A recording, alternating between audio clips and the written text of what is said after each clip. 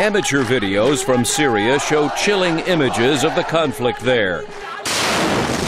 Activists say this funeral procession near Damascus was hit by government mortar fire.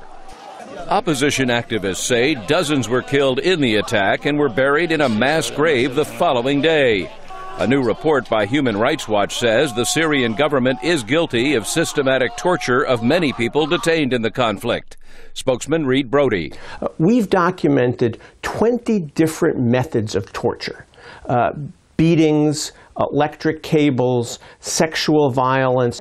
In a video account released by Human Rights Watch, 13-year-old Hossam says he was tortured repeatedly. The third time they took me in for questioning.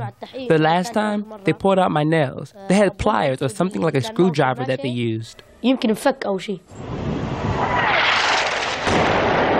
Government shelling of rebel areas is continuing, and analysts say the conflict is becoming more complex every day. Aram Nergizian is a Middle East scholar at the Center for Strategic and International Studies. It's no longer just a simple good versus evil political contest in Syria. It's become a regional mess. It has all of the trappings of sectarianism that we saw in Iraq and Lebanon in the 80s. It does threaten to explode rather than implode, as Libya has, with real risks in terms of proliferation. The international community has failed to reach a consensus on Syrian President Bashar al-Assad's fate. During a gathering of world powers in Geneva, Russia blocked efforts to keep Mr. Assad out of any transitional government. U.S. Secretary of State Hillary Clinton says the Syrian president cannot be part of his country's future. Assad will still have to go. He will never pass the mutual consent test, given the blood on his hands.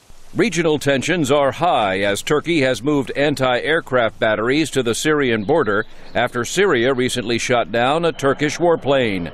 Middle East analyst Aram Nergizian. And it's far more complex now because you do have escalation with Turkey. You have the real prospects for miscalculation, misperception, sending wrong signals on either side of the border, which could serve to further exacerbate an already complex scenario.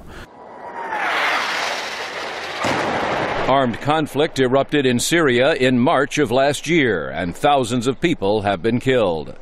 Meredith Buel, VOA News, Washington.